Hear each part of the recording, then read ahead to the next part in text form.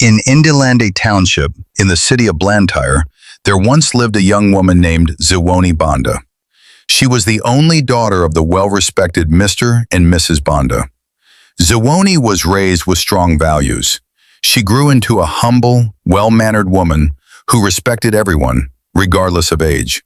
She spoke little, listened more, and carried herself with quiet dignity.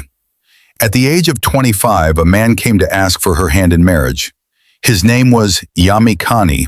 He was 30 years old, tall, dark-skinned, with the build of an athlete. He came from a disciplined and culturally grounded family, known for their good manners and strong principles. Yamikani first saw Ziwoni at Makata Primary School. As an inspector working under the Ministry of Education, he had come to assess the school. But that day, something unexpected happened. He found himself captivated. Ziwoni stood in front of her class, teaching with confidence and calm authority. She didn't shout. Her voice was gentle, yet firm, filled with emotion and clarity. The children listened attentively, and her class stood out above the rest. Yamikani almost forgot why he was there. By the end of that day, he had not only completed his work, he believed he had found the woman he had been searching for. On the other hand, Ziwoni also felt something unusual. The moment Yamikani entered her classroom, she felt a strange sense of ease, as if something missing in her life had quietly fallen into place. From that day on, neither of them was the same. Yamikani wasted no time. He returned home and told his parents he had found the woman he wanted to marry. Soon after, he inquired about Ziwoni's family and paid them a visit. Their relationship grew quickly. They visited each other's families, and before long, the entire community knew about them. People admired their union. They were truly a perfect match.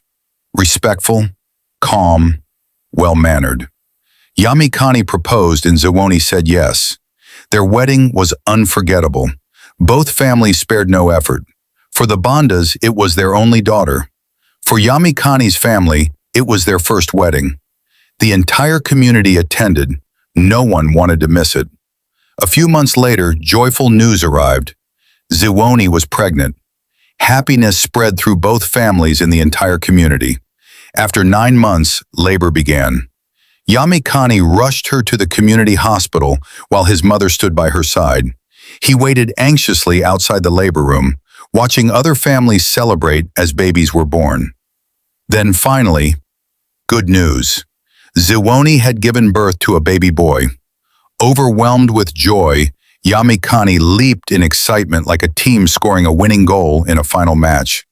He quickly rushed home to fetch items they had forgotten. But that same day, something unusual happened.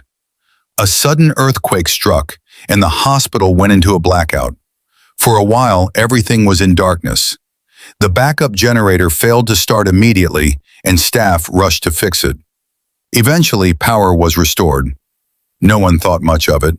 The couple returned home with their baby boy, whom they named Yanko.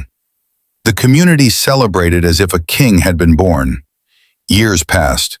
But as Yanko grew, people began to notice something strange. He looked nothing like Yamikani. Whispers spread through the community, but the couple ignored them.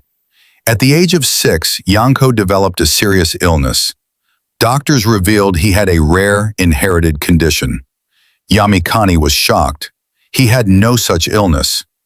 Doubt crept into his mind. Quietly, he conducted a DNA test. The results came back negative. He was not the father. His world shattered. Despite Ziwoni's repeated insistence that she had never been with another man, Yamikani could not believe her. Multiple tests confirmed the same result. In anger and confusion, he divorced her. Ziwoni returned to her parents, but even they doubted her. Unable to prove her innocence, she was eventually forced to leave. Alone and rejected, she moved to an isolated house on the outskirts of the community and raised her son by herself. Years later, tragedy struck again. Yanko fell critically ill. He needed a blood transfusion, but no matching blood was available. Even Ziwoni's blood was not compatible. Doctors, confused, conducted another DNA test. It showed she was not the biological mother. Before answers could be found, Yanko passed away. Ziwon buried her only child with the help of a few strangers. Broken and alone, she fell into deep depression. No one came to visit her. She lay in silence, waiting for a miracle that never came. Meanwhile, at Yamikani's home, unexpected visitors arrived. A man, his wife, and their son. The boy looked exactly like Yamikani. The visitors told a shocking story. On the day of the earthquake and blackout, there had been confusion in the hospital. In the chaos, babies had been mistakenly exchanged. A DNA test was conducted and it came out. 99.9% match, Yamikani being the father. Yamikani realized the devastating truth. The child he had rejected was never Ziwon's mistake. It was a mistake made in darkness. Filled with regret, both families set out to find Ziwon and ask for forgiveness. They searched until someone pointed at a lonely house on the outskirts. The grass had grown tall, untouched. Nearby, there was a grave written in the loving memory of my only son, Yanko. They knocked. No answer. They pushed the door open. Inside, they found her. Ziwon lay lifeless, alone, gone. They had come too late. Sometimes truth is hidden in moments of confusion and darkness. Rushing to judgment can destroy lives that can never be restored. Patience, trust, and careful understanding are the true tests of love.